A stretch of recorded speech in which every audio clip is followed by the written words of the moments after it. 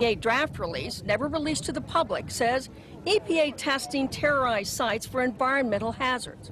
The White House changes that to EPA reassures public about environmental hazards. September 16th, the EPA draft says recent samples of dust on Water Street show higher levels of asbestos. The White House version, new samples confirm ambient air quality meets OSHA standards and is not a cause for public concern. And the White House leaves out entirely this warning, that air samples raise concerns for cleanup workers and office workers near Water Street.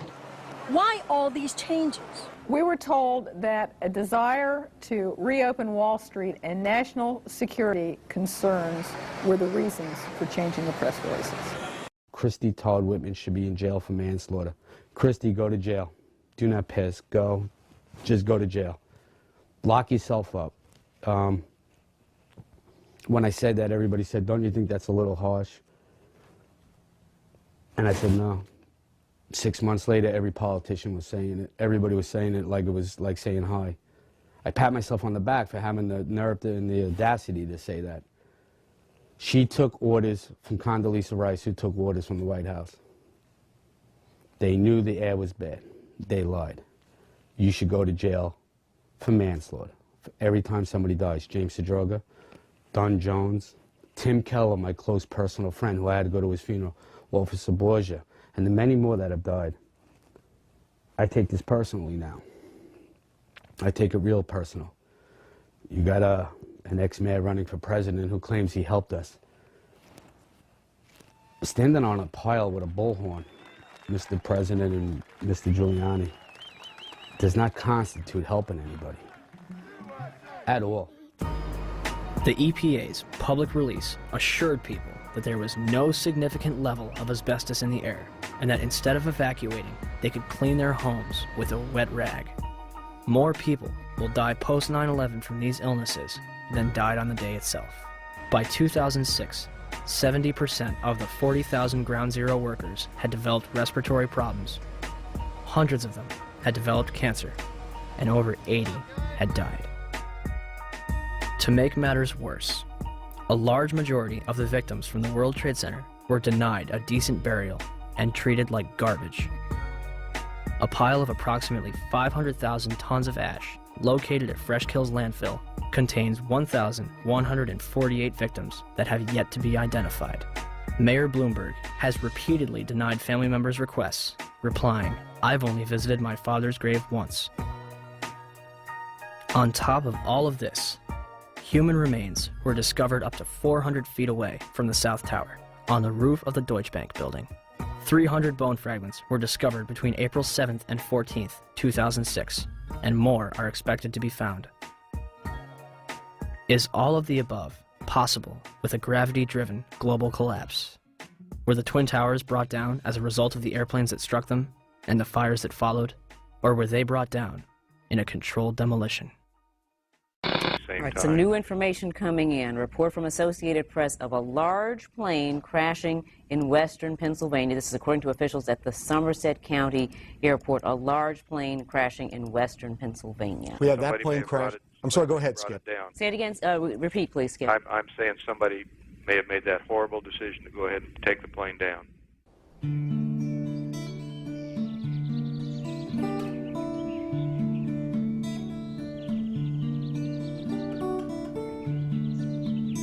10:03 a.m. Shanksville, Pennsylvania. United Airlines Flight 93 allegedly plows into an abandoned strip mine at 580 miles per hour. 20 minutes flying time from Washington, D.C.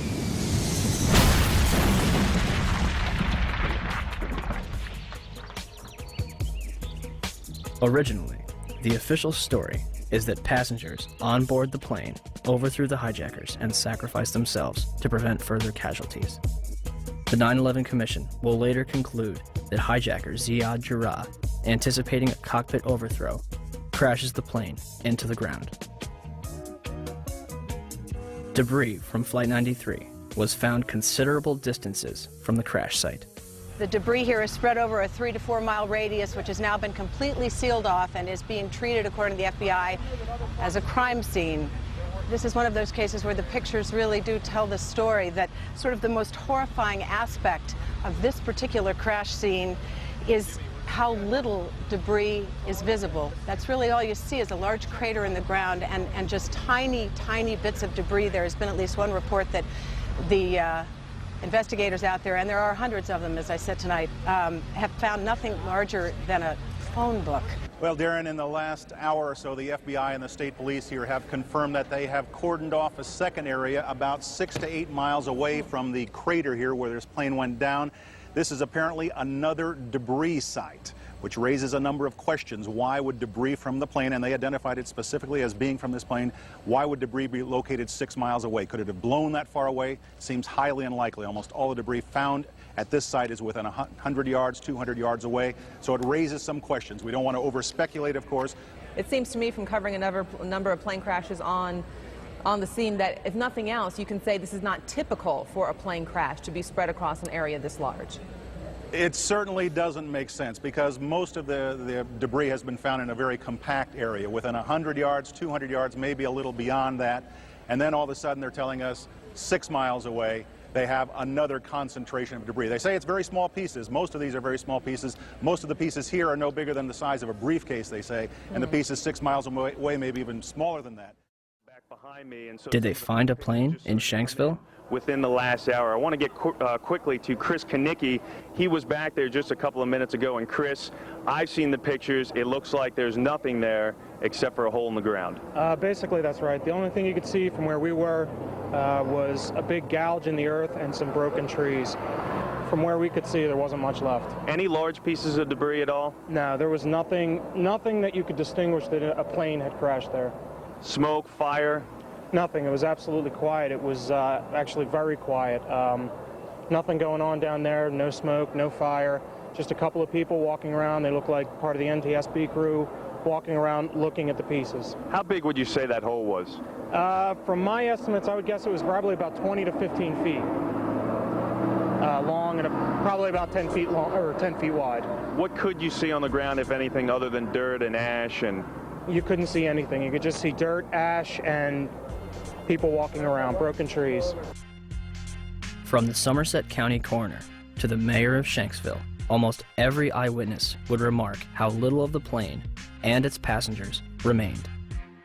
But when I got there, I wondered to myself, where is it? There was just, the plane was just totally disintegrated. The only thing we didn't see were people. Nothing to indicate that that there was even anybody on the plane. I remember asking a state trooper that was there to be sure, is that where the plane went down? It was so hard to tell because there was nothing around. The Pennsylvania state website puts it best. It is difficult to believe that a 757 plunged into the ground with such force that the plane literally disintegrated and created a still, smoldering crater. Is there any historical precedent for a commercial airliner disintegrating upon impact? The emergency services realize their task is hopeless. John Heavey and his team confront the horror of the scene. The twisted wreckage of 191 lies scattered for hundreds of meters. Debris has smashed into the trailer park, destroying 5 homes. In 1988, Pan Am 103 exploded in mid-air over the town of Lockerbie in Scotland, killing 270 people. Terrorists checked a bag containing a bomb into the hold, but didn't board the plane. The sea below them is on fire.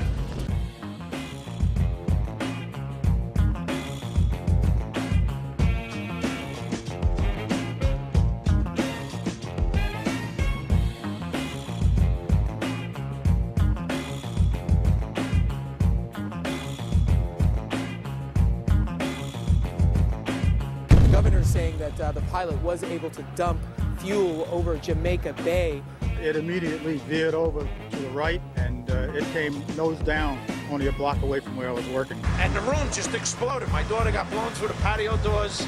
My wife got blown into the living room, and I got blown out the patio doors behind my daughter. Several blocks away from the primary crash scene, the aircraft may have been rocked by vibrations severe enough to knock the engines off the wings. Jim, let me just tell our audience what you're looking at. These are from Jamaica Bay. This is clearly a part of the plane. Yes, that would be the horizontal stabilizer, the vertical tail fin on the back of the airplane.